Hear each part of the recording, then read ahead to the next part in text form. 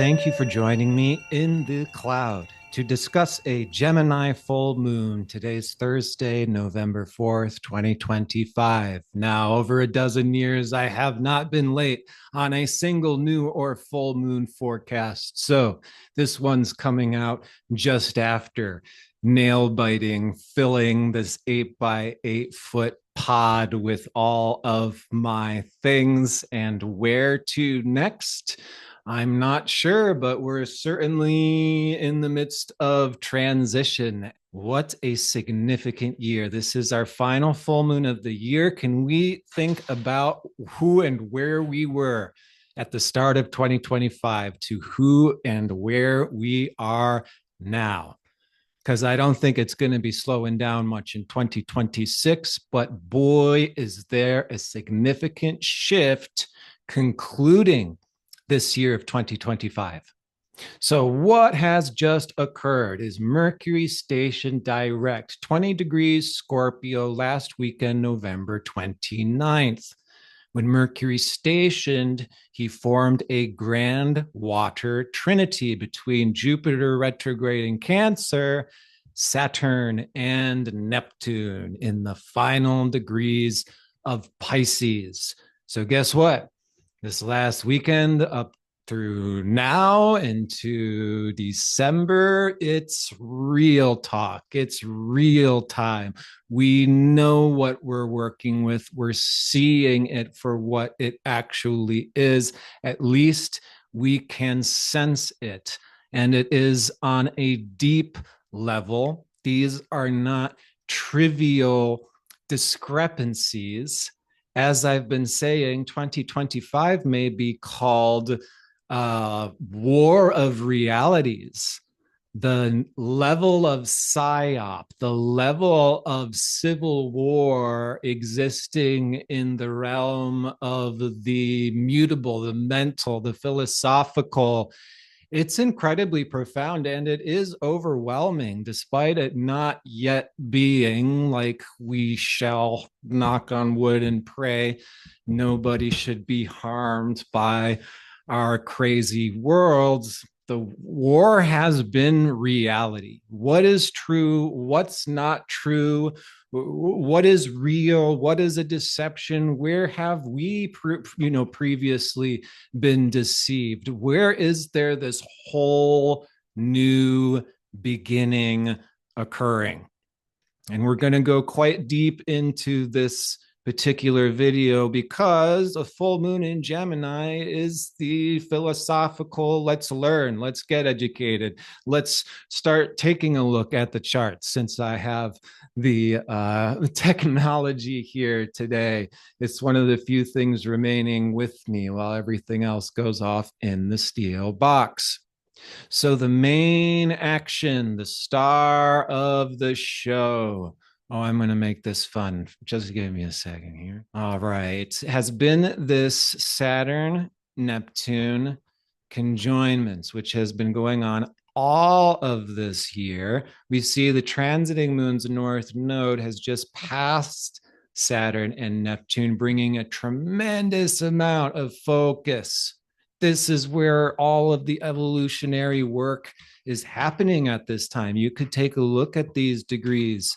Mid to latter degrees of Pisces is where there is this needing to let go, and yet we can't just completely let go either. This really is the paradox of Pisces itself. This is the final, most enigmatic, mysterious sign of the zodiac that all too often gets painted over as being all this or all that, like it's the sign of merging with God and its oneness and creativity and everything good, and it is ultimate meaning, and it is also ultimate meaninglessness. We explore the two, meaning, no meaning. And my guess is that many of us can relate to this experience of probably like a pendulum reverberating back and forth, so we can actually work towards That's what we're going to specifically speak to, is that the antidote of the North Node is really opening us up in a trust fall, in a surrendering into what can be an increase of meaning in our lives. And that in and of itself, I believe, is one of the greatest things we can do as humans, regardless of what we do for our job, regardless of whatever relationships we may be in. If we can bring meaning or add or increase the meaning of someone else's life, that is called inspiration. And that is what Pisces is at its highest octave, ruled by Neptune, the god of god planets, we could say. And he's stationing direct in the last degree of his own sign, December 10th, before completing Pisces, Neptune transiting his own sign of Pisces for the last in our lifetime. He will enter into Aries at the end of January. So guess what? And we're not just the end where we already are.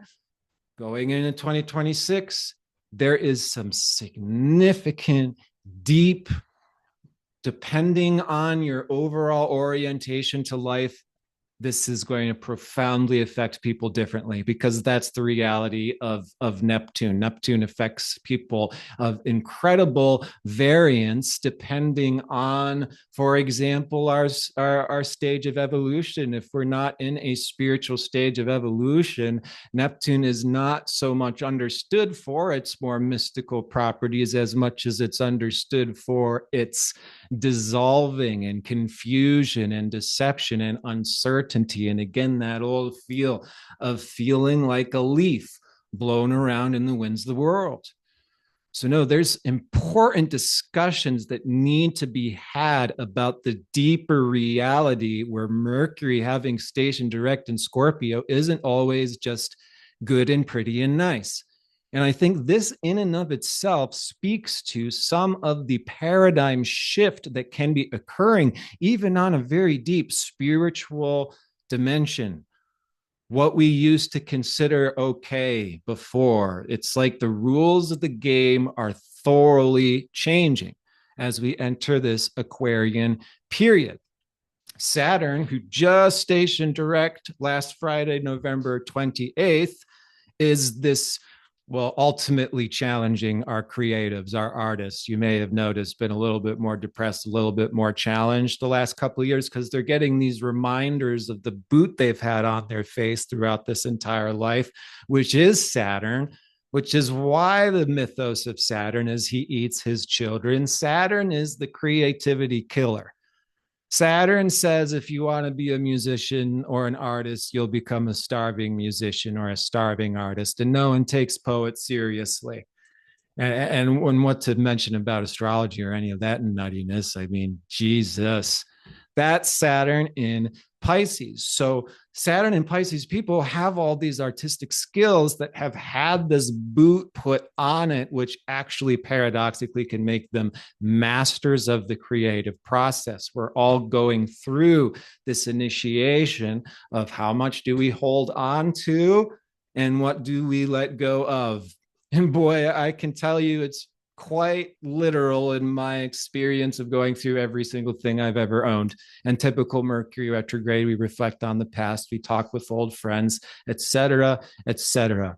But this is not just any Mercury station direct. This is not just any astrological signature. What's occurring these months and weeks is completely unprecedented. Like I said, how we were a different person at the beginning of 2025 compared to how we are now. My guess is we're going to be a different person birthing spring into summer. It's going to get exponential. This increase is going to slingshot us and in a direction where there's an opening occurring, where previously there could be so much uncertainty, so much dissolving. It's like there's no clear way to go. We haven't known exactly, okay, so do I lighten my load or should I hold on to these things? And what will be valuable in this new world? Like how Uranus is going to complete his transit of Taurus now through the first half of 2026, which has been this whole economic upheaval. So, guess what? More roller coaster ride with the decimals and digit points and whatever in our bank account and whatever the heck Bitcoin and all that crazy shit roller coasters going to be doing. But on a deeper level, Uranus is us. It's our taste. It's our values. It's what feels good to us. We don't all value the same things. One man's treasure is another man's heap of stinking garbage. And boy, can we not clearly see that discrepancy here in 2025? Where there's even a war of reality where we don't seem to understand basic virtue anymore. And that's what the Saturn-Neptune is on the deeper level. On the surface level, there's the dissolving of all of these authority figures and structures and traditions as they have gone on for thousands of years. This is an extremely significant time. I don't think enough astrologers are acknowledging the significance, not merely in where the planets are, but how this correlates with the whole prior Pisces age and what that age has brought up for each and all of us, which has a lot to do with these confusion about what God is and confusion about what love is and confusion about what a loving relationship is even supposed to look like. We pretend we have all that stuff figured out as a species because we grew up watching Disney movies and mom and pop had this tradition and the family and whatnot, and what it is we're stepping into, especially when Uranus re-enters Gemini this next summer, is we have to form an entire new language to understand humanity for what it actually is. And it's not throwing out the bathwater. It's not deleting. And that is something to be aware of what to hold on and what to let go of. Again, every time I move, I just want to throw everything into the dumpster.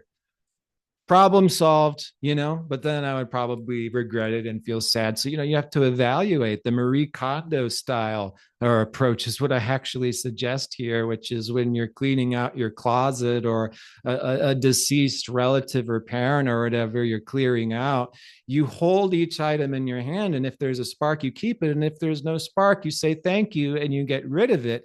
And the thank you and get rid of it is just as important as the spark and keeping, because we're acknowledging this was a phase. This was a chapter of who we are. This made us into becoming ourselves. So that is what's going on almost on the level of soul, God, nature. Ultimate truth is Pisces. And the point is, everything's evolving.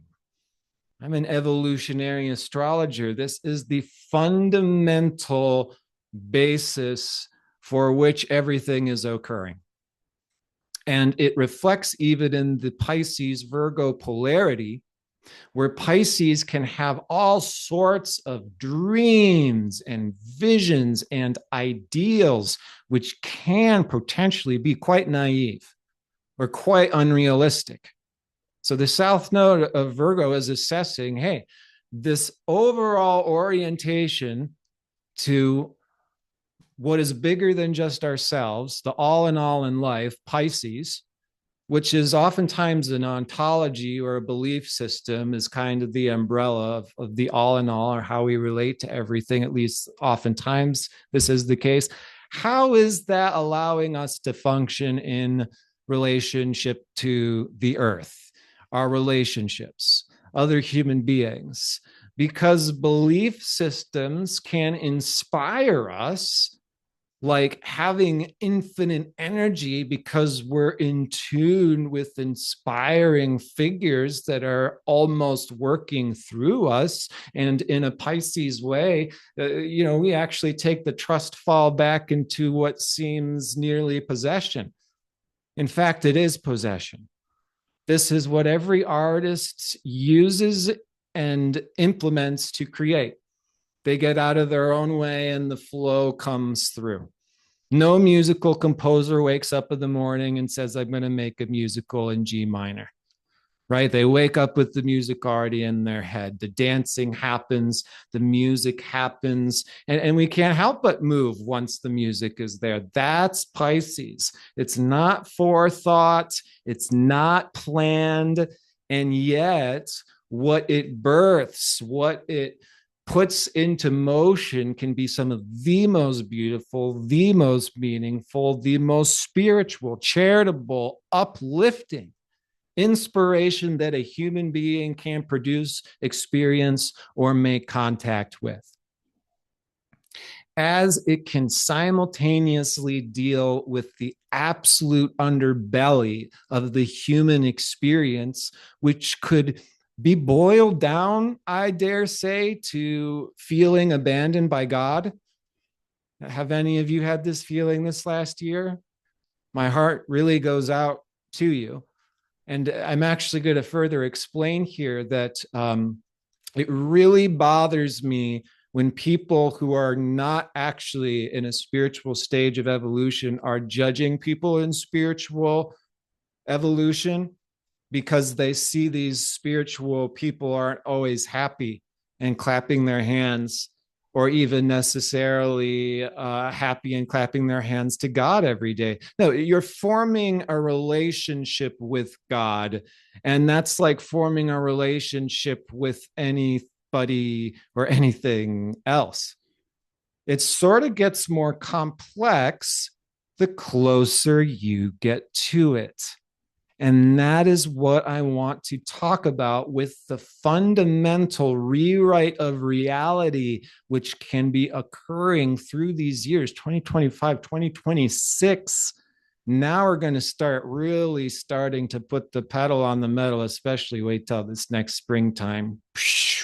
The reason why it can't all be clear or known, and it's not like baby hits the ground running anyways, is because Saturn is balsamic to Neptune for months and months, months, basically the whole year of 2025. And you know what can be partly an experience as to why it feels like we're just living in the medieval past? These are old cycles. These are old cycles that have not wrapped up, that need to be wrapped up, and the loose ends get exposed in the balsamic phase. My cat must have also entered the cloud with me. The sounds were driving me nuts. So the point is here, regardless of what it looks like on the surface, regardless of the title, regardless of the avatar or the savior, is this person adding to or subtracting from the meaning of life? Because the healthy form of inspiration and the healthy form of belief can provide, right? We've heard all these stories of spiritual souls accessing this near invincibility or miracles or whatnot because of their belief. And we've also probably seen many people, especially as the Pisces age is expiring, choosing sacrifice, martyrdom, putting themselves down as if that were what God wants, or if that were a accurate depiction of love, like we need to prove our love to our lover or to God by punishing ourselves in the most difficult and obscene, if not masochistic ways. And this has been the historical case. If we look 1,000 years back, we had the group of monks known as the flagellants that were cat and nine tailing themselves because they believed in a notion called original sin, and their pain inflicting on themselves they considered purification. So guess what?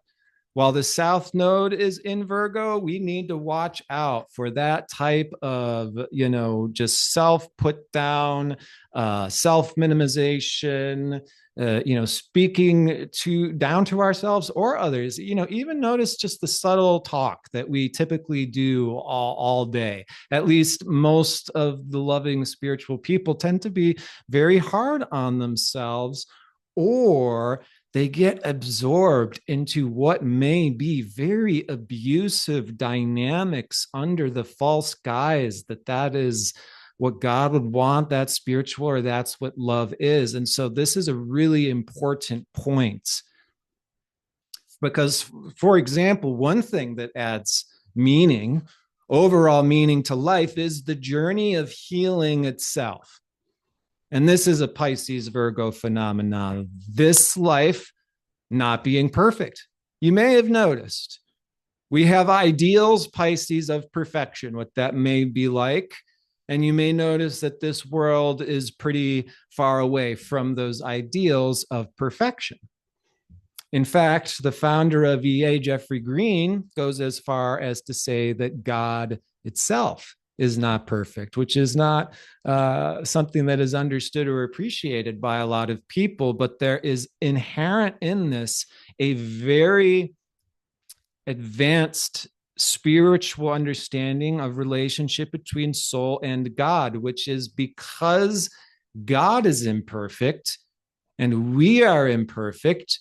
We are in a relationship together where we both need one another. And because we live in a world that's not already perfect today, it can continuously improve. That's God's plan. You see, the plan is imperfection, so that way it can continuously improve. Think of the stagnation of being in a heaven realm. In fact, that's what is said in Eastern, the Vedas and whatnot about the heavenly planets, as it's like it's too good there and nothing gets done, and nobody even really, enjoys or appreciates that. Isn't that interesting? I find what helps us to appreciate Taurus, to be able to hold, to be able to really hold and feel the richness, Taurus, of life itself, which Taurus is the Holy Grail, the Garden of Eden. The opposite sign is Scorpio, death. What makes us most aware and appreciative of life is the tragic elements inherent within it itself. So when we get deeper into a relationship with God, when we certainly get deeper into a loving relationship with a partner, it gets more complex. And that's no accident. We live in a reality that fundamentally rests upon the principle of evolution. Because not everything is finished today, there is an eternal process. It's like if you wanted to have a visualization, it would be like an infinite rainbow unfolding. This is the Taurian field of Pisces. The actual glyph of Pisces is this Taurian field where one arm reaches up towards the heavens and one arm lowers down to the earth. And here's where we connect with the macrocosm of which we have likeness. And here is where we create our own little mini universe via our own mini free will, called the microcosm, if you will. Healing will make our life much more increasingly meaningful.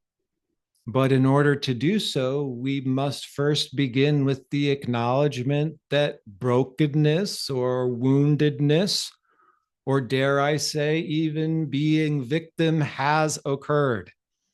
People get really lost in their platitudes when it comes to these things, when we're talking about a complex reality that is case by case, what the wounds are, what the healing journey is. And this is what Rasa Lila healing actually means, is when we get into the dance of aligning with the healing journey, that's what actually leads us into the divine dance. I don't see the spiritual journey and the journey of healing as being separate in any way, shape, or form. So healing adds meaning to our life, but it means that we have to therefore get real.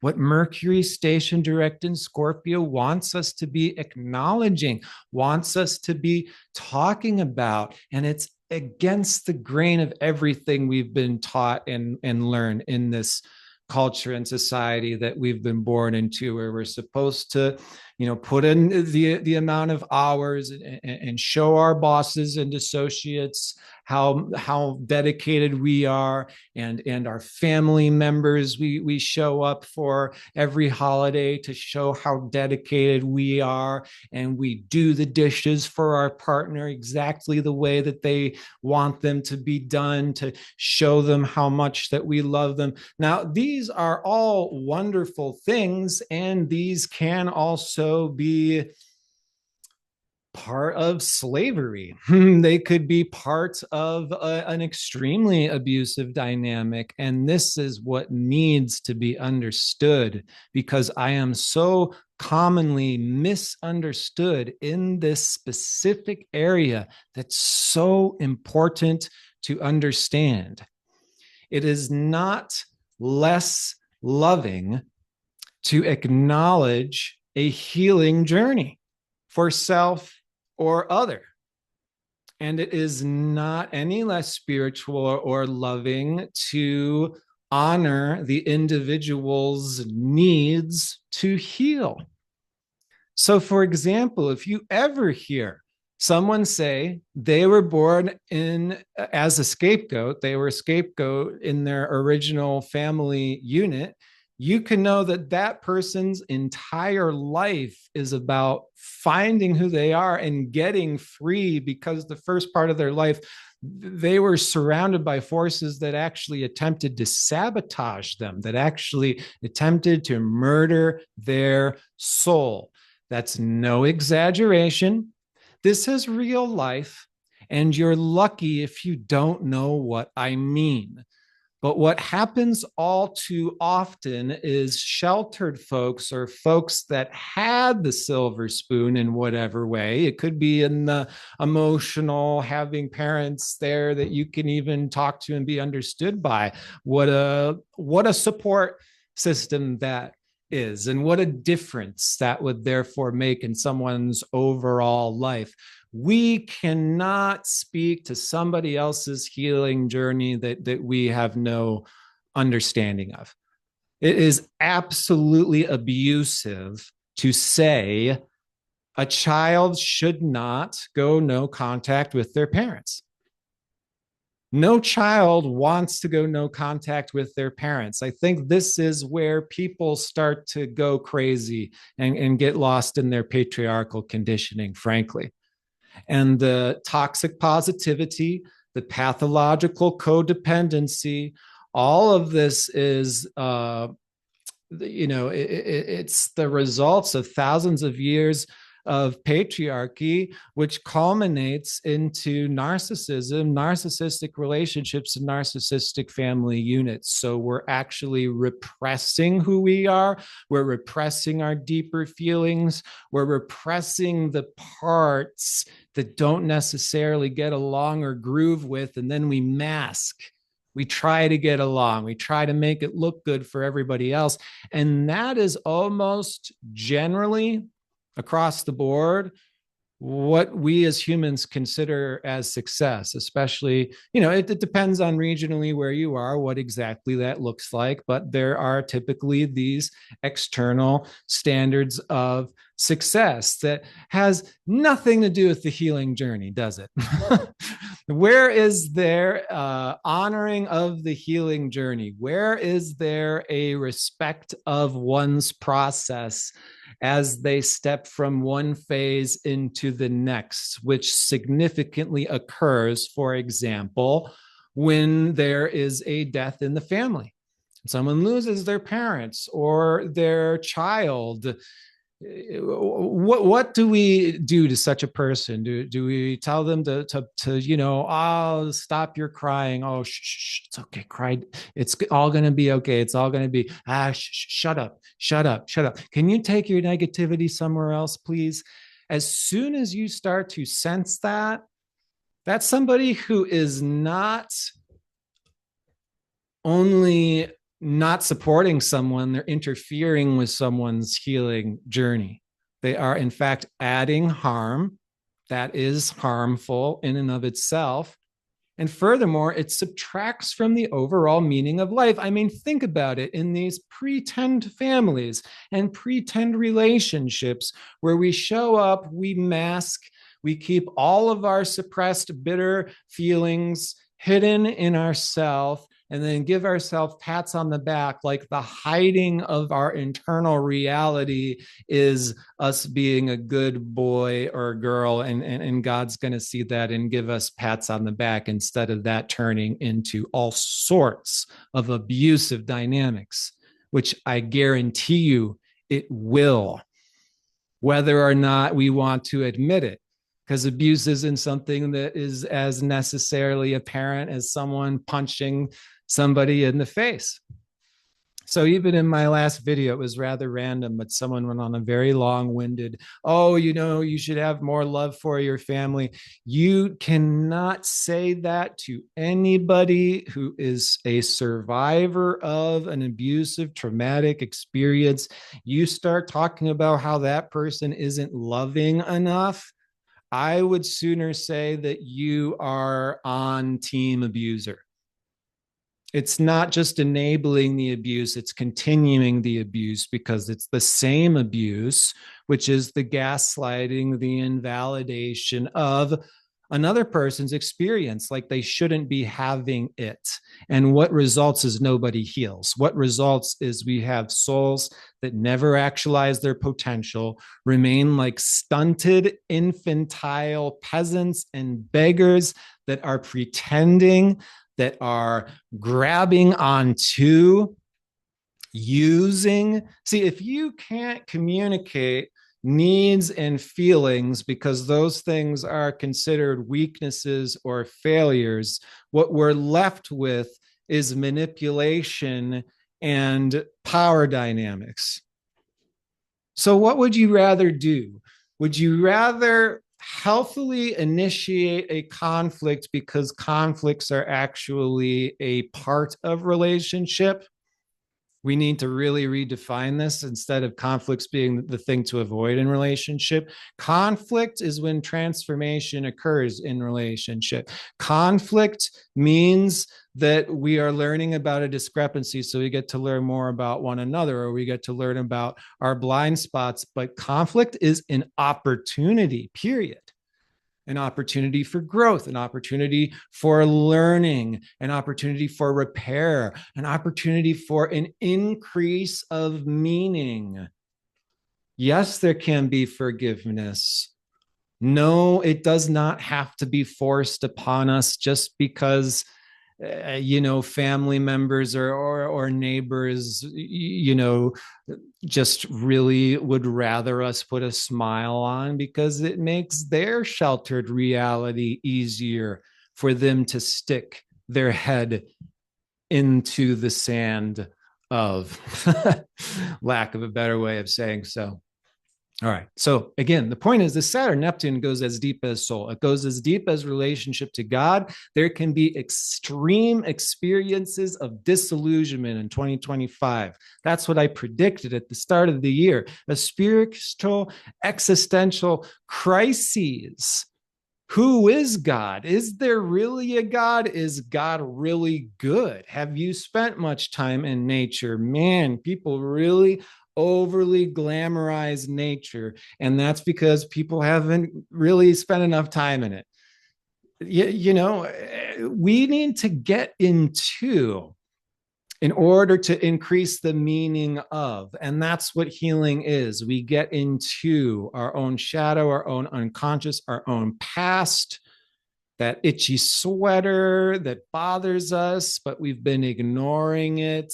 And the more we ignore it, the more it saps our souls. I mean, I have taken so much criticism from pathological codependence that I am a family divider, that I am a love splitter upper, which I think is hilarious. Talk to anybody who's received a reading or been in any of my Q&As, which, by the way, I highly recommend. If you vibe with this stuff, if you vibe with my channel, my astrology, my next Q&A will be at the very end of this month, Sunday, the 28th. It's one of the best ways to keep in touch and to keep the ball rolling, because there ain't anything realer than this shit. And the Q&As is the realest day of every single month.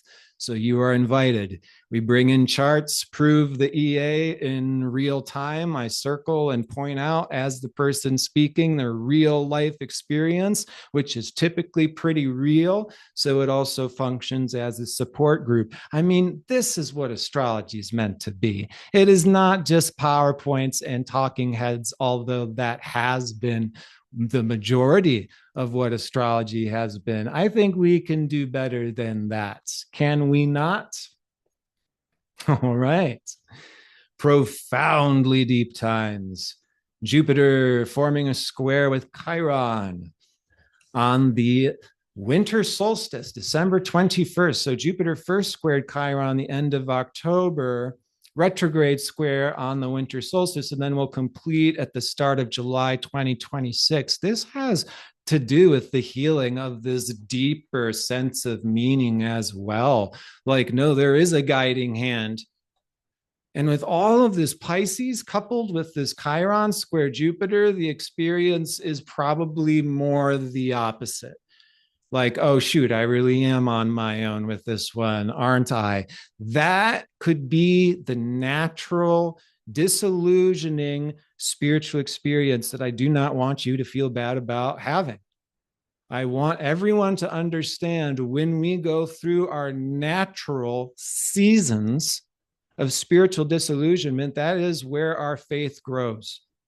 When we get submerged into our deepest doubts, when we let go of it all for years and years, and everybody looks at you, all the spiritual dresser uppers, says, oh, you're evil now, you're an atheist now, so on and so forth. You know what? That could be the most spiritual thing a person could do. I invite my students to forget the astrology sometimes, to really come into a mastery of it, because particularly at first, there's almost this obsessiveness on all of the technical stuff. And it's like, okay, get back to life, then come back to all of the technical, because the astrology is meant to connect the two together. So if we don't let go of this thing sometimes, it falls apart. It's the wisdom of the artist in front of the blank canvas, putting 1,000,000 pounds on their shoulders to create the world's greatest painting, is going to be unable to paint. It's too much pressure. It's almost the job of the artist to show up in front of the blank canvas and forget that they're even an artist. They get possessed. They put on music. They dance. And somehow the paintbrush picks itself up. We're all learning how to do this in some way, shape, or form. And by the way, it is as straightforward and as literal as you looking at 25 to the 25 degrees Pisces, the 0 degrees Aries. What house is that in your birth chart? Is where this fundamental restructuring can be occurring. The letting go of old snake skins that actually sucked us down into the old void of meaninglessness. And it's just one trial after the next. And it's just one physically laborious thing after the next. And it does seem like we're already in hell. So what's the point of this? And the point of this is on this middle earth, where we can see and experience the full spectrum of heaven and hell. That is what awakens our heart to compassion. That is what awakens our heart to compassion. That's why we can't be sheltered and then put ourselves up on the soapbox as the spiritual know-it-all because we've had a silver spoon in our mouth. We think that we have the capability to put it into everyone else's mouth. No, you didn't even put it in your own. You get what I'm saying?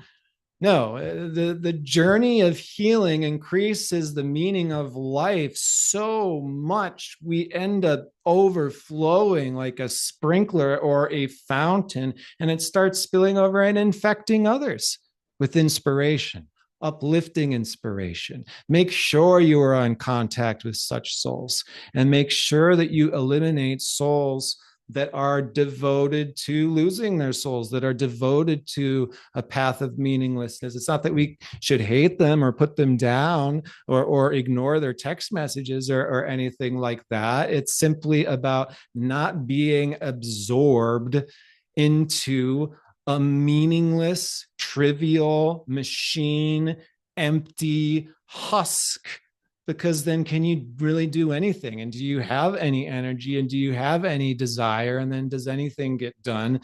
Do we even want to love when love is the most mystical, beautiful experience that is also inconceivable? There's not one way to love. Meaning is much more complex. The more that we add meaning, the more that we go into our shadow, the more that we commit to our healing journey, we escape abuse.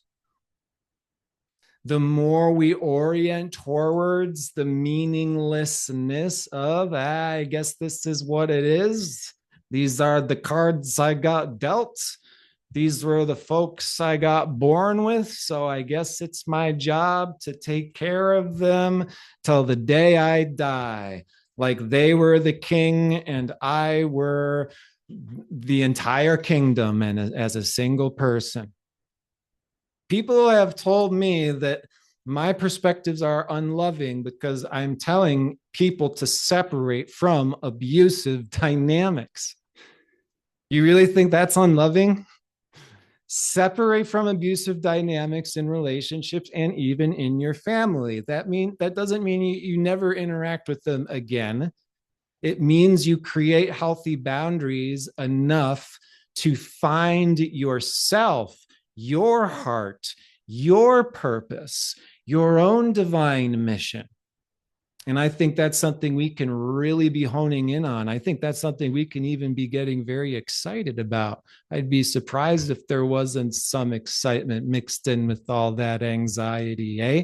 And wouldn't that be a nice reframe to take that anxiety and turn it alchemically into excitement? So before I continue, I just want to mention that the full moon in Gemini is squaring his own moon's nodes, her own moon's nodes. So it is very important not only to have the discussion, to drag the skeletons out of the closet, to be willing to initiate conflict, because it's not a bad thing. It's an opportunity for growth, healing, and the increase, therefore, of meaning in our life. That's what we want to aim our compass towards. With that moon in Gemini square the nodes, it's like we can forego the reality of circumstance and get lost in these platitudes of, it's always this. Anger is always bad. I've met a lot of people that believe this. Anger is always bad, and anger always leads to bad things. And I'm watching this video clip of a bishop chasing ice out of the church. Be gone, be gone. What God do you worship? I don't care if it's an orange God. I worship the God of love. That dude was pissed. It was glorious. You may have heard about the man himself flipping tables in the temple. So, no, the platitudes don't always work. They work sometimes. And that's a Gemini reality. Circumstantial. It's not what it is, it's how we are relating to it. And that comes all the way down to the cards we have dealt, the family that we're born into. It is a case by case phenomena. So nobody is going to pretend to be more loving or more spiritual by judging and putting down the healing journey they can't comprehend because it's someone else's. Okay? Please and thank you. These can be exciting days. These are like, let's break open this whole new reality. And these weeks can be like initial discovery time, especially the fact that Venus has been in Sag since last weekend. Mars has been in Sag for a couple months and will be until December 15th. So we've got both Venus and Mars in Sag from the 30th through December 15th. And that can be rather exciting. It's a brand new adventure. And then things start to get a little more serious as we move into building the next structure, forming new business ventures. Yeah, let's get real with it. We've also got an interesting yod, Mars, between Uranus and Taurus and Jupiter in Cancer, the 8th to the 11th. How do we create these safe spaces with the resources that we have? We've got to make adjustments in regards to money here. And again, Uranus and Taurus is not only the total revolution of our global economic situation, it is a reinvention of what is or is not valuable, or at least what is more or lesser than before, right? 5 Mars transits in the next 10 days, the 5th to the 14th. So beginning tomorrow, Mars will form a trine to Chiron. This is part of what can be inspiring us through this time is, hey, look how far we've already come through this Chiron's transit of Aries. I mean, has this not made us a stronger person? I know it's not quite finished, but there's been some major initiations of getting knocked off the horse, back on, knocked off, back on, to bring us into the healing warriors that we were born to be. So, as I mentioned, it's going to be on the 7th that the first quincunx forms between Mars and Jupiter on the 7th. And then just in a couple days after, come on now, we will see Mars quincunx Uranus on the 13th. Okay, so this is what is called a yod, when we have two 150-degree quincunx aspects all lined up on one planet like so. So this again is going to bring up an enormous tension between the need and the desire to expand into more welcoming, more supportive spaces, while we're also needing to figure out money and finances and what it is that we're working with so we can actually create the environment that works. So that's this yod with Mars. Mars is excited to do it, but man, it's a push and pull to get that all perfectly worked out, because it's like oil and water. It's just, we work from one end and then the next, but who could say we ever get it totally perfect? And we need to therefore be exceptionally flexible on these days, specifically the week of the 7th, 8th. On the 9th is when Mars will form exactly square to Saturn. And this is a third quarter square. And this is the classic, let us not force a square peg through a round hole, and then see how a few days later, squares Saturn the 9th, squares Neptune the 14th. So this is going to bring up everything to do with this process of what we hold on, what we let go of. It is like the springtime flowers. Again, if we try to force open those springtime flowers prematurely, more of a tendency they'll fall apart between our fingers. So there is a learning to honor the natural unfolding of, while at the same time Mars and Sag is giddy to explore, to initiate, to discover, to find it out, and to map it out, to know it. This can be radical. Look to, 9 years ago, and what it was that you were focused on, and what you were collecting, and do you want to collect them now, or are you rather wanting to sell them and burn them and whatever else in a stereotypical Neptune at the last degree of Pisces type of way? Make sure you do not do this to your soul or the work that you do, the service, the words that are touching and uplifting the hearts of others. If we cannot recognize our own capacity to be a source of inspiration to others, I think we're going to end up with the less rich feeling life.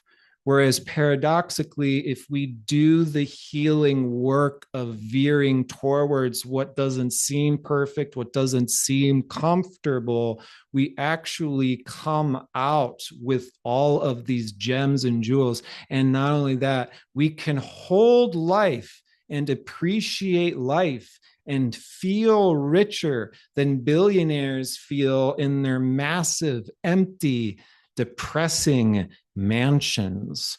Taurus is the wisdom of simplicity. You stick one seed in the earth and a plant comes up with hundreds of more seeds to create hundreds of more plants. Add sunshine and water and you've got an orchard. That's Taurus. It doesn't have to be crazy. It doesn't have to fit everybody else's agenda. In fact, don't. Don't worry about everybody else's agenda. Know yours. Know what your overall orientation to life is. Where do you want to see this species go? What bestows in your life the greatest sense of meaning, which is to say, feeling connected to something bigger than just yourself, because that is the way. That is the way. And man, there's some exciting weeks ahead. This is a brilliant full moon. I'm glad that I am speaking underneath it. Also opposite to Venus. Again, we have to have these conversations and we have to understand that we have different perspectives. So there's no singular, this is what it is, one shoe fits all. Absolutely not. And the quintile to Neptune with this full moon, I think, could be quite magical. The trine to Pallas Athena and Aquarius, very, very brilliant. These are entirely new realities coming in. The full moon itself is aligned with the nodes of Uranus. You know, these can even be times of breakthrough, like new information comes in that turns everything on its head. An old friend resurfaces that turns everything on its head. And what we want to be willing to do, therefore, is get messy. Not have it all figured out, not have it all planned out. Be the mad scientist. Who cares how you look to other people? Mix and match different chemicals, see how it changes color, see how it reacts. Throw a million arrows at the target. You want arrows to miss the target as much as you want arrows to hit the target, because it's not failure, it's feedback. Following the North Node in Pisces, the North Node will transit Aquarius 2027. So no, nothing's about to slow down. But yes, we do want to be plugged into the highest, greatest source of current, you could say, that we have access to. And I believe as an astrologer, that would be the sun. And I would say that, in fact, everything we see going on this earth is an intimate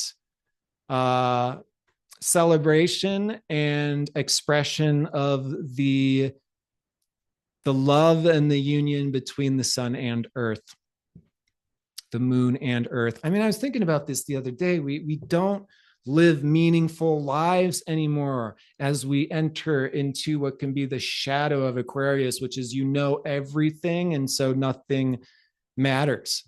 You know, we need to be careful of that, so we don't get, you know, turned into what is it called, the Great Donut from Everything Everywhere All at Once. That movie portrays Aquarius stylistically, even if you want to get a dose of what Aquarius feels, smells, tastes like, that's an excellent caricature.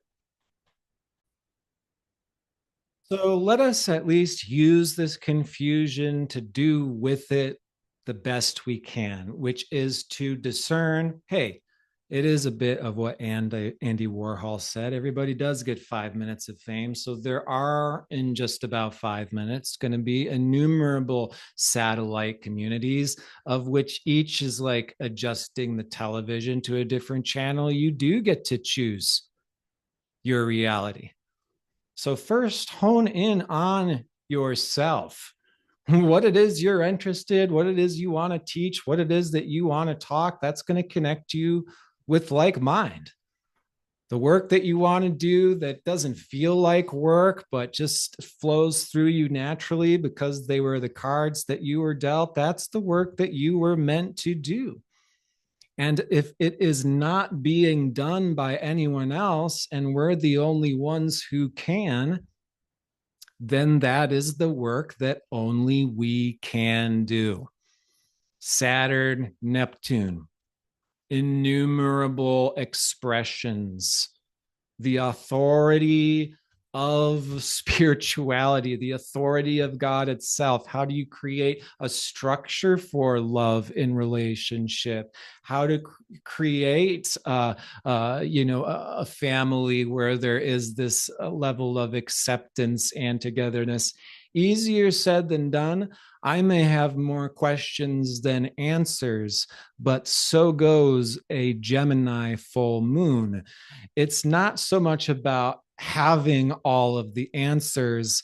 Sometimes it's simply about asking the right questions. If we can bring the right questions to one another right now, I think there can be some major eureka moments here that could just very much set the course in a completely different direction. And I would assume that is what is wanted and desired for the majority of us right now. So let's not bash away from, be bashful and settle or keep ourselves away from it. Take the plunge, let it out, be the full human that you were meant to be, and the ones that can accept you and meet you where you are. That is where the momentum will continue. And just like Marie Kondo, the rest we say thank you. We appreciate the parts that you contributed. Thanks for making me into who we are. But if you're interested in doing something else, that's totally fine. You can go off and do something else. It's a circumstantial reality. It's not even the thing, it's how we utilize the thing that makes all of the difference in the world. So let's be very understanding of complexity, of the case by case reality, because each and every individual is as unique as their own thumbprint. One of my favorite Milton Erickson quotes. And the same is true for relationships. There's no, this is relationship.